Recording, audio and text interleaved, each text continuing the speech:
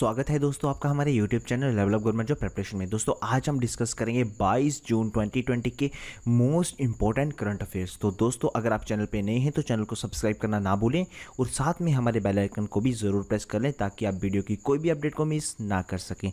तो बढ़ते हैं दोस्तों वीडियो की तरफ। सबसे पहले डिस्कस करेंगे पहला क्वेश्चन जो कि इंपॉर्टेंट क्वेश्चन है।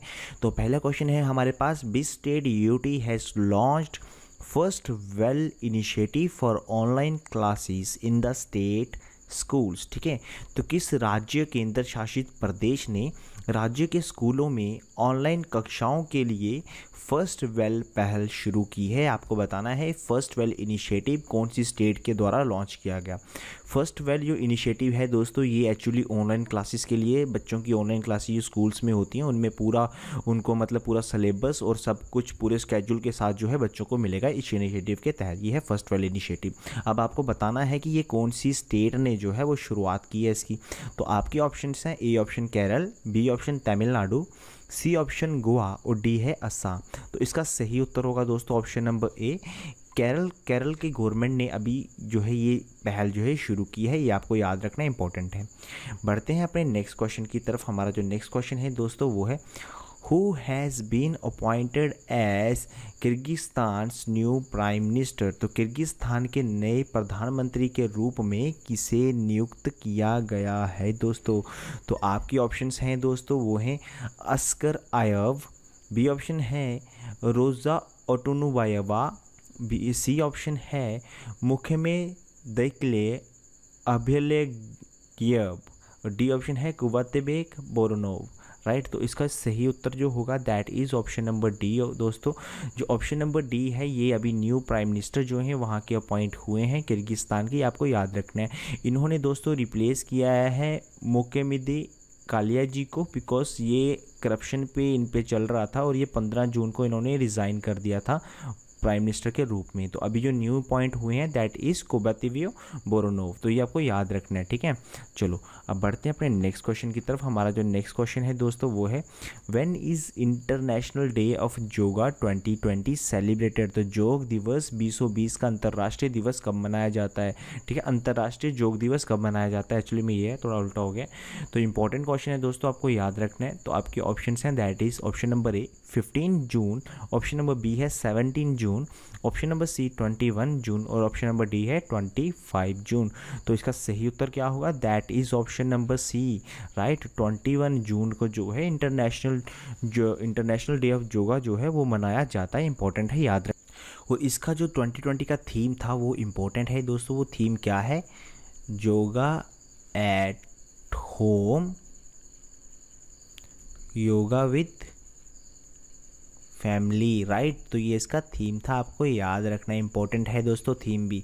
चलो बढ़ते हैं अपने अगले क्वेश्चन की तरफ। हमारा जो नेक्स्ट क्वेश्चन है वो है, Indian economy is to grow by how much percent in 21 to 22 according to ADBs. मतलब एडीबी जो है एशियन डेवलपमेंट बैंक जो है उसकी एशियन डेवलपमेंट आउटलुक रिपोर्ट के अनुसार। ठीक है, ये बताना है आपको कि 21-22 में भारतीय अर्थव्यवस्था को कितने प्रतिशत तक बढ़ना है। ये उसने बताया कि कितनी परसेंट भारत की ग्रोथ होगी। ठीक है, ये आपको बताना है। तो आपके ऑप्शंस हैं option number A that is 6%, option number B that is 7%, option number C 8% और ऑप्शन नंबर डी 5%। तो इसका सही उत्तर होगा दैट इज दोस्तों option number D that is 5%। तो एशियन डेवलपमेंट आउटलुक जो रिपोर्ट आई थी उसने ये बताया कि भारत की जो अभी अर्थव्यवस्था बढ़ेगी, राइट, वो कितनी परसेंट बढ़ेगी, वो 5% बढ़ेगी। और ये इंपॉर्टेंट है, आपको याद रखना है।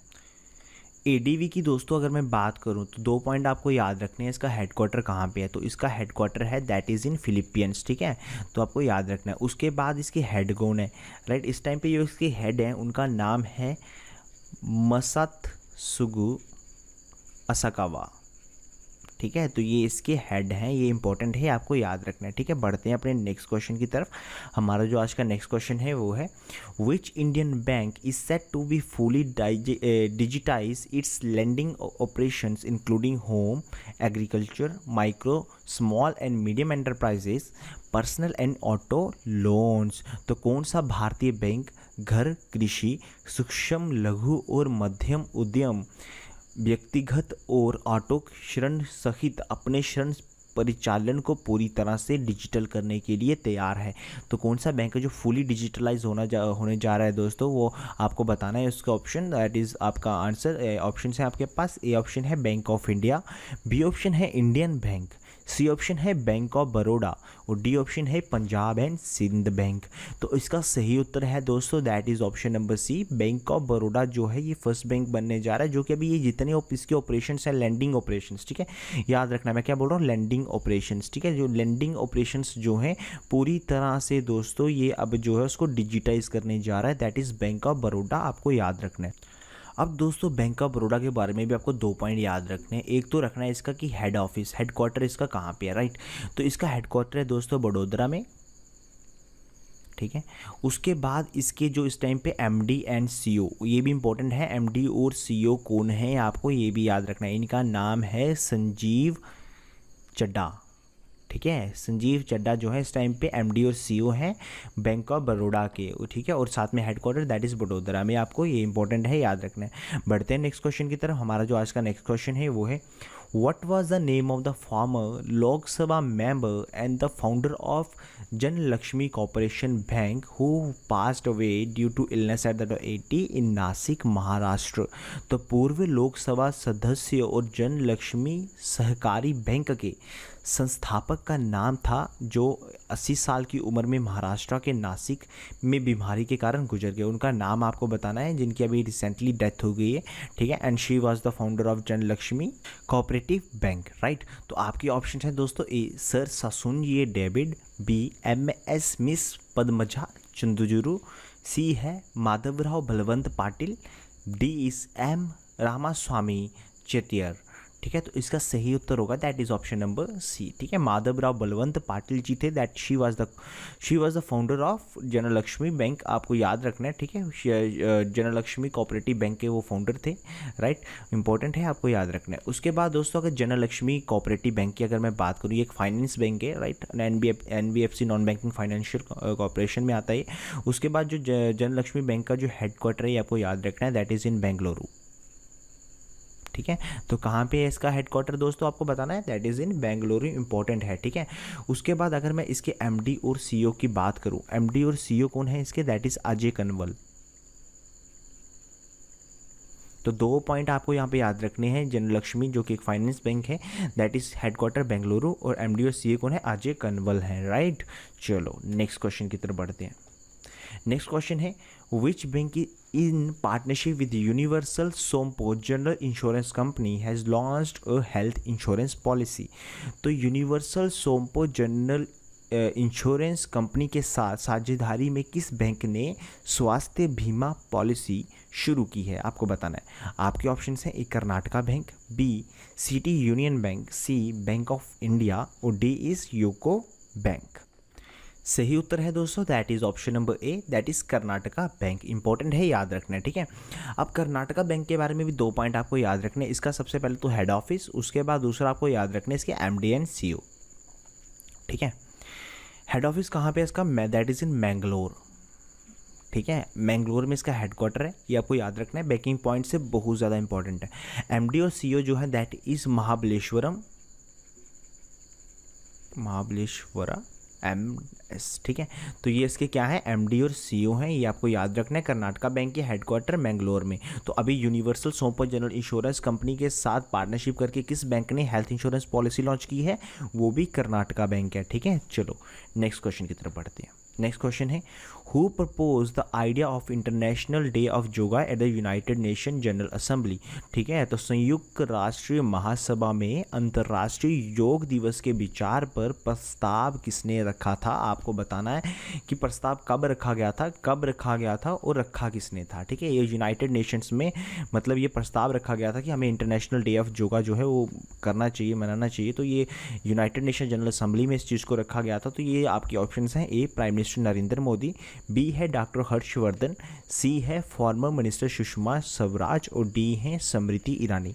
तो इसका सही उत्तर है दोस्तों that is option number A, prime minister Narendra Modi ji ने ये प्रस्ताव रखा था 2014 में, ये आपको याद रखना है, ठीक है। कि इंटरनेशनल इन्होंने प्रपोज किया था कि इंटरनेशनल डे ऑफ योगा जो है वो होना चाहिए। इसका आइडिया जो था यूनाइटेड नेशन जनरल असेंबलीज में ये रखा था इन्होंने, ठीक है। इंपॉर्टेंट है, याद रखना है। चलो नेक्स्ट क्वेश्चन की तरफ चलते हैं। हमारा जो नेक्स्ट क्वेश्चन है दोस्तों वो है, who has been appointed as the ambassador of JSW Cements marketing campaign leader choice. ठीक है, तो JSW सीमेंट मार्केटिंग, जो सीमेंट के विपणन अध्ययन लीडर चॉइस के राजदूत के रूप में किसे नियुक्त किया गया है। ठीक है, एम्बेसडर के रूप में किसे नियुक्त किया गया, आपको याद रखना है। तो JSW सीमेंट जो कि एक JSM ग्रुप का पार्ट है, JSW ग्रुप का पार्ट है। ठीक है, ये आपको याद रखना है। तो उसके जो सीमेंट बनाते हैं वो, ठीक है, JSW सीमेंट्स, तो उसके एम्बेसडर की, उसको प्रमोट करने के लिए उसके जो एम्बेसडर्स हैं वो किन्हें चुना गया है।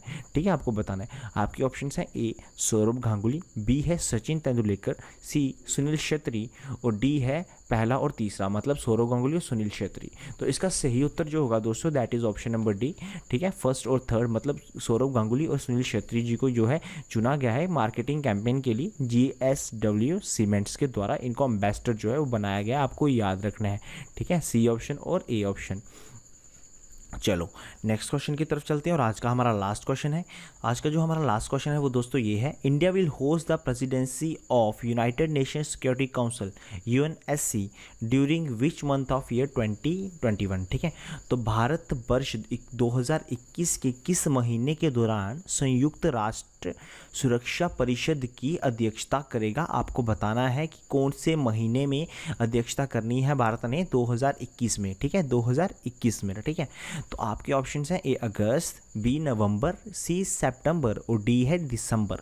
तो इसका जो सही उत्तर होगा that is option number A August. तो अगस्त 2021 में भारत जो है united nation security council that is UNSC की जो है प्रेसिडेंसी होल्ड करेगा। ये आपको याद रखना है, अगस्त के महीने में। ठीक है, उम्मीद करता हूँ दोस्तों वीडियो अच्छी लगी होगी, तो प्लीज़ हमारे चैनल को प्रमोट करें, वीडियो को ज़्यादा से ज़्यादा शेयर करें, अपने दोस्तों तक जरूर पहुँचाएं।